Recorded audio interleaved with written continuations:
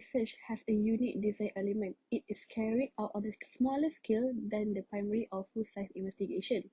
In other words, the pilot study is crucial for enhancing the effectiveness and quality of the main study. Additionally, it is carried out to review the randomization and blinding process, evaluate recruiting potentials, boost researcher experience with the study methodologies. A pilot research has a unique design element. It is carried out on a smaller scale than the primary or full-size investigation. In other words, the pilot study is crucial for enhancing the effectiveness and quality of the main study. Additionally, it is carried out to review the randomization and blinding process, evaluate recruiting potentials, boost researcher experience with the study methodology. What is pilot study? Pilot study, also called as a feasibility study, evaluate a project before a larger quantitative investigation. Pilot study tests proposed method and procedure, and with help of the pilot study, researcher can estimate or refine scientific research topic. So pilot study tests instrument validity and reliability, and this pilot study followed protocol and instrumentation. Experienced researchers in the same field verify a research project effectiveness in pilot study. It can identify measurement and independent variable conceptualization issue. A pilot study can identify confused questionnaire answer and help researchers improve the article before publication. Pilot studies are valuable because they evaluate potential practical issues using all search methods. Political issues may benefit from the pilot research. Becker in 1994 stated that the pilot study can also test a research instrument. And this pilot study tested the duration of the questionnaire, clarified instructions, and removed items that not required by data. It also lets editors choose the most important research findings to publish in their journal based on unbiased and independent advisory group review. So the pilot study is valuable if most researchers value peer feedback. Same with the other part of research, pilot study also have a goal. The pilot study aims to find problems in the questionnaire, including weak question, incomplete instruction, and items that are difficult to answer. The pilot study have two goals. The first one is to identify any unusual situation that could impact research quality, and the second one is to examining the assessment tool fit for the study's outcome. So that's all from me. Thank you. In addition to helping determine the sample size, a pilot study can also be used to evaluate all other components of the primary study, reducing the amount of time and money wasted on participants and researchers alike. If a researcher wants their study to be educational and valuable to the field of the study, whether it is clinical trial of a medical procedure or a questionnaire-based survey, the data must accurately reflect the intended study population. To determine whether the sample size is feasible, you should apply statistical techniques. Based on the goals of the study, decide what constitutes a good pilot study. They must also make sure the approach is simple and practical when selecting people or gathering sample. Measuring device must be checked by the research, and this could refer to a survey tools or techniques. Next is entry and analysis of data. To determine whether the suggested statistical analysis is appropriate for the data set, run the trial data through it and make a flowchart outlining the procedure. Data collection is the process of gathering information from respondents using the quantitative approach that the researchers has selected. Responses to this pilot study topic will be gathered using a Google form that was developed and distributed over the messaging app WhatsApp by way of a few group chats and private messages. This approach was chosen since it has higher response rate. Online surveys receive a high response rate since they are convenient and inexpensive. Respondents are permitted to complete surveys at their own pace and on their own timetable. It is expensive. Data collection doesn't have to be expensive anymore. There are several surveys and platforms that make it simple and economical to create the survey. Next, I will explain about the data analysis in our pilot study report. So according to Lecomte and Scansol, data analysis it involves reducing data to a narrative and analyzing it to get the insights. There are two significant differences between qualitative data analysis and quantitative data analysis. The first one is qualitative data analysis. It relies on the interviews, focus group, experiment and other data collection method and is more likely to explore common patterns among responses and critically analyze them. While quantitative data analysis, it focuses on the critical study and interpretation of figures and statistics, as well as effort to discover the explanation for the development of major results.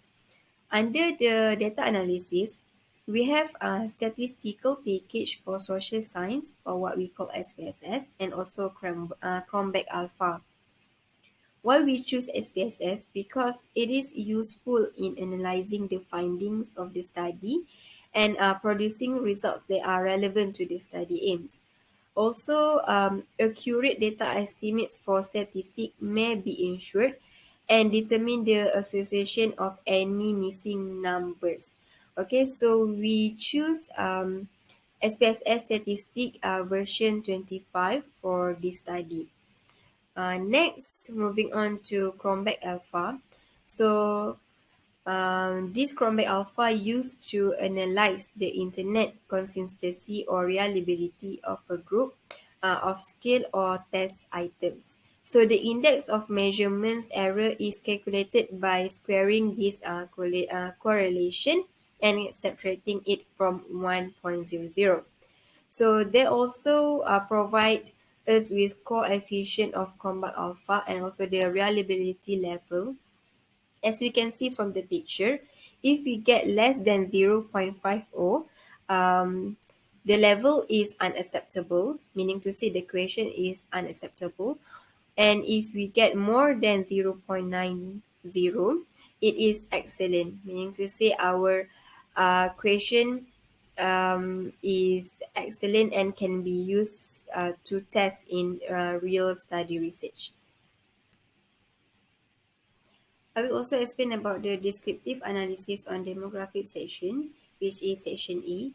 So, based on the data that we receive for the frequency distribution of the respondents' gender, it shows that the percentage of female respondent is relatively high at 80%, while the percentage of male respondent is low at 20%.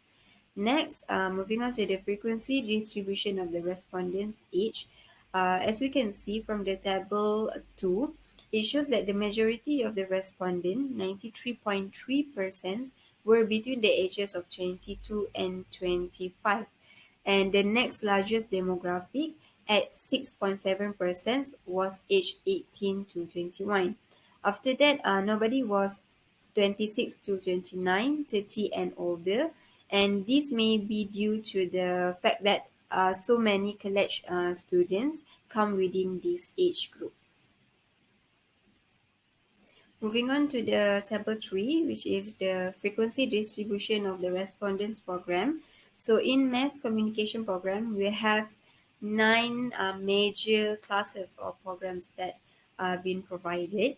So based on the data that we receive, it shows that the majority of responses, 73.3%, came from questions asked in MC241 as part of the mass communication program for university students. So the next big proportion of respondent, which is 19.7%, came from the MC244 class, followed by 3.3% came from MC241, MC245, and MC246 classes. Fill in while there's nobody from the MC243, MC247, MC248, and MC241 classes. Next is table 4, frequency distribution of the respondents' hours spent on social media per day. So we have 3 level, which is the first one is 1 to 5 hours, second 6 to 10 hours, and 12 hours and above. So from the data that we receive, it shows that 66.7% of respondents spend 6 to 10 hours on social media per day, whereas 20% of respondents spend 12 hours and above, while the remaining 13.3% spend 1 to 5 hours. So these indicate that the majority of students in mass communication program spend more than 5 hours on social media per day. The last question for the demographic section A. So from table 5, frequency distribution of the respondents' social media mostly used. We give them 6 choices of social media, which is Facebook, Twitter, Instagram, TikTok, WhatsApp, and Snapchat. So based on the respondents' answers, we can see that 30% of them prefer to read internet via TikTok, while Twitter is 23.33%, the second highest percentage, accompanied by Instagram with 16.67%, and the remaining 10% respondent preferred Facebook, WhatsApp, and Snapchat for online news reading. Next, we will move on to the reliability statistic of Cambridge Alpha. Cambridge Alpha is required for us to know whether the survey is reliable or not. This is the summary result of reliability analysis for questionnaire section B, which is students' self-perception regarding social media influences. We also included the mean and standard deviation for all the questionnaire of section B, section C, and section D. As you can see, in this table, it demonstrates that Cambridge alpha is 0.704, which is greater than zero point 0.6. This pilot study for question section B demonstrates that it is reliable and suitable for use in the actual survey.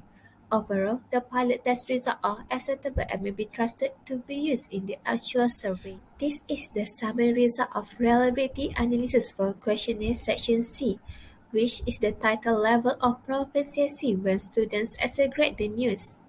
As you can see, the results show that Cambridge Alpha score is 0.0613, which is unacceptable.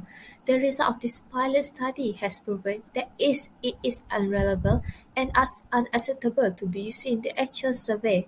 Overall, it showed that the test is lacking in question or people inconsistent of the answering. Alpha can rise by including more relevant questions.